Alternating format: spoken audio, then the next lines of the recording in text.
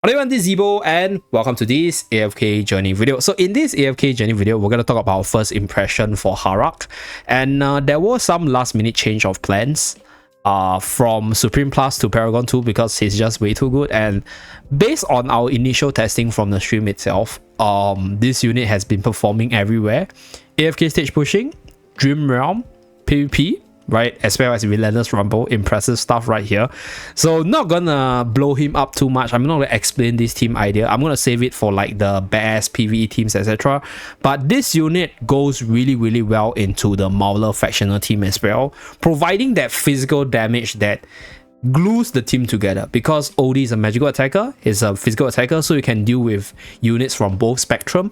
And on top of being a really good damage dealer in the single target spectrum, this unit has a lot of continuity when you're fighting a lot of units, because what happens here is this Vicious Bite is his most powerful skill that deals a ton of damage, and this skill strikes an enemy 10 times, but there is continuity in a sense. If let's say you defeat an enemy within 3 hits, what will happen is, because Tidal Assault will be resetted once you defeat the enemy, he will dive to the next biggest enemy and continue his ultimate. And if you were to kill the enemy within the ultimate usage itself, he will continue to dive to another enemy to continue attacking the enemy, right? So when you combine all that with his ability to continue his Flash Freeze ability for the crit and haste, as well as the stat stacking ability from his Ravenous Digestion, as well as the ability to gain energy from casting the Vicious Bite after defeating 2 units, this unit just becomes super duper powerful once he starts steamrolling. Okay, so without further ado, we're gonna run through this battle, showcase like how he goes, and then we're gonna do auto progression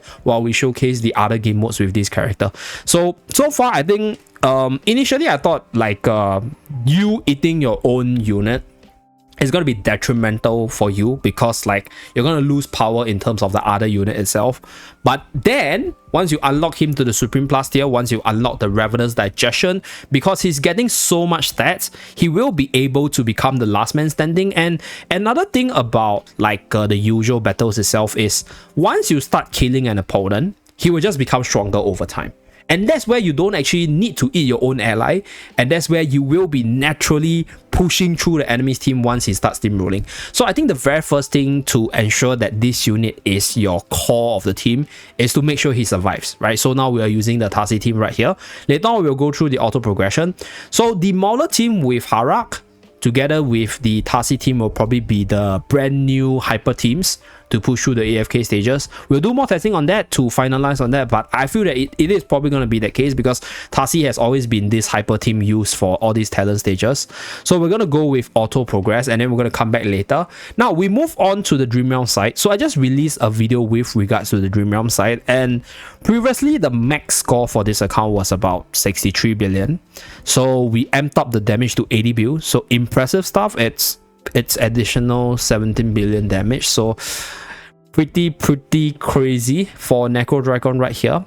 Now for the next few bosses, personally right now I think, based on his numbers right here, he could be this Lily May of the Dream Realm for this season, and even for the other bosses, because like personally, if he's able to overcome Snow Stomper right here, he will probably be able to overcome Olsen as well, just having that sheer amount of damage. Maybe not so much for Alpha Bear, because Alpha Bear will kill him faster with the honey, and maybe not so much for the Crystal Beetle side, but dude, he's probably going to be crazy good for Snow Stomper, because I just remembered the Resonating spell gives him immunity for him to cast his ultimate, and he's unaffected during his ultimate.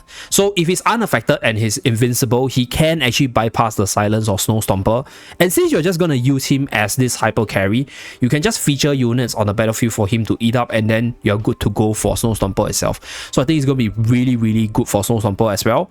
And probably Olsen subjective, but I do have a few ideas I want to test to make him the hyper carry for Olsen.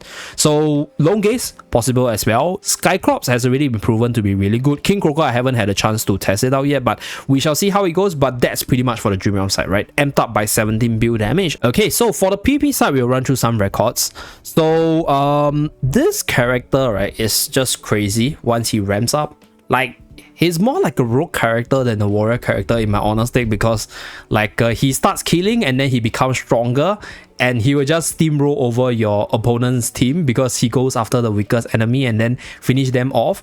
And because his ultimate prevents any form of HP recovery, he will be able to prevent units like Hewin and Damien from being overly effective, because the target that they're trying to heal won't recover HP because of his ultimate. So this is where he becomes this purple Super Saiyan, and then he becomes like super duper powerful. But there are also times where you can just snap him off before he builds up, and then that's where he's not as effective. So this is a case where he haven't start to steamroll and then he got brought down, so that's why he's like not so effective here.